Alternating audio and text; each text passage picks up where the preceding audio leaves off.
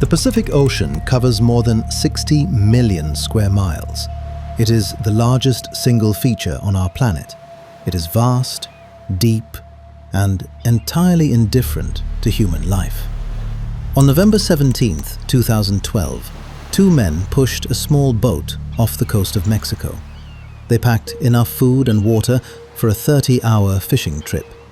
They expected to catch sharks and mahi-mahi. They expected to return the next day. Instead, they drifted into the open ocean. They had no motor, no radio, and no shelter. One of them would not see land again for 438 days. This is the story of the longest survival at sea in recorded human history. As always, viewer discretion is advised.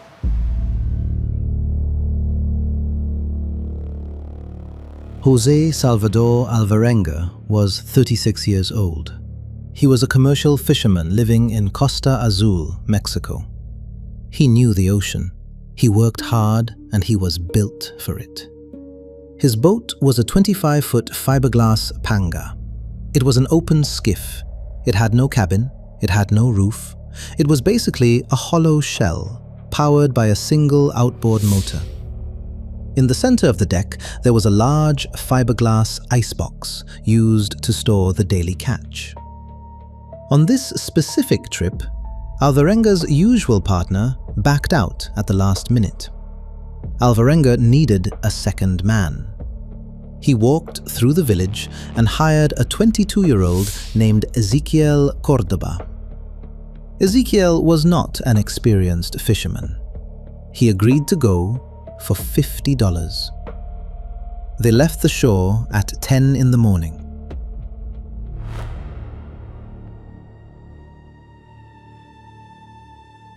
By the afternoon, they hit a massive storm. It was a weather system known as a norte. The wind picked up. The waves grew massive. Alvarenga tried to steer the boat back toward the coast. The storm fought him. For hours, massive waves crashed over the sides of the low fiberglass boat. The boat began to fill with water. To keep from sinking, they had to throw their entire catch overboard. Hundreds of pounds of dead sharks and fish were dumped into the waves. Then, the motor died. Alvarenga grabbed the two-way radio. The battery was almost completely dead. He managed to send one final message to his boss on the mainland. He told him the motor was gone and they were drifting. Then the radio died. For 5 days, the storm raged. The two men did nothing but bail water with plastic buckets. They did not sleep. They just bailed water to keep the boat from going under. When the weather finally cleared, they were alive, but the wind and the current had pushed them far away from the coast. They were now in the deep Pacific. They had no oars. They had no sails. They were entirely at the mercy of the ocean current. Thirst set in almost immediately. The human body can only survive a few days without water. When it rained, they caught the water in plastic bottles. But when it did not rain, the situation became desperate. They drank their own urine. When that failed, they turned to the wildlife. Small fish began to gather under the shadow of the boat. They were triggerfish. Alvarenga learned to catch them by leaning over the side and grabbing them with his bare hands. He did not have a knife to clean them. He broke them apart with his fingers and ate them raw. They also caught sea turtles that swam near the surface. They hauled the heavy turtles onto the boat. Without water, Alvarenga would cut the turtles open and they would drink the raw blood to stay hydrated. The physical environment was brutal. The sun was relentless. They had no shade. Their skin burned and peeled. The constant exposure to salt water caused severe sores all over their bodies. To survive the heat, they would hide inside the empty fiberglass icebox during the hottest parts of the day. The human body is resilient, but it has limits. Ezequiel Córdoba reached his. He was young, and he lacked Alvarenga's experience. His body began to reject the raw fish and the turtle blood. He grew violently ill. He started vomiting the small amount of food he managed to eat. By the 4th month of the drift, Ezequiel's mind began to slip. He became severely depressed. He experienced hallucinations. He refused to eat. He asked for his mother. Eventually, he lay down on the floor of the boat and stopped trying. Before he died, he made Alvarenga promise 2 things. First, he asked him to tell his mother what had happened. Second, he begged Alvarenga not to eat his body. Alvarenga promised. Ezequiel died on the boat. Alvarenga was now completely alone. Isolation does strange things to a human brain. For 6 days, Alvarenga kept Ezequiel's body sitting on the bench of the boat. He propped him up. He talked to him. He asked him questions and then answered them himself. He needed to pretend he was not alone. On the 6th day, Alvarenga realized he was losing his grip on reality. He knew that if the bodies stayed on the boat, he would go completely insane.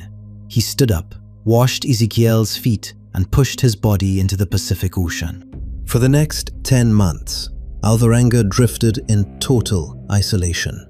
He developed a strict routine to keep his mind sharp. He tracked the passing of time by watching the phases of the moon. He hunted. He paced back and forth on the tiny deck. He started catching seabirds. He would lay perfectly still on the deck with a piece of fish in his hand. When a bird landed to eat the fish, he would grab it by the legs. He ate the meat raw. Several times during those 10 months, massive container ships passed by. Alvarenga would stand up. He waved his arms. He screamed. But a 25-foot skiff is a speck of dust on the ocean. The crews on the massive ships never saw him. The ships just kept moving.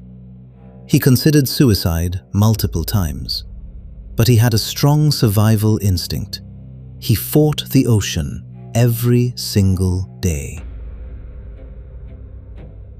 On January 30th, 2014, the water changed. Alvarenga saw coconut shells floating in the waves. Then he saw a different type of bird. Finally, he looked up and saw a small island. It was an atoll covered in palm trees. The current pushed his battered fiberglass boat toward the shore. It scraped hard against a coral reef. Alvarenga abandoned the boat and swam to the beach. He had washed ashore on Tile Islet. It is a tiny, remote piece of land in the Marshall Islands.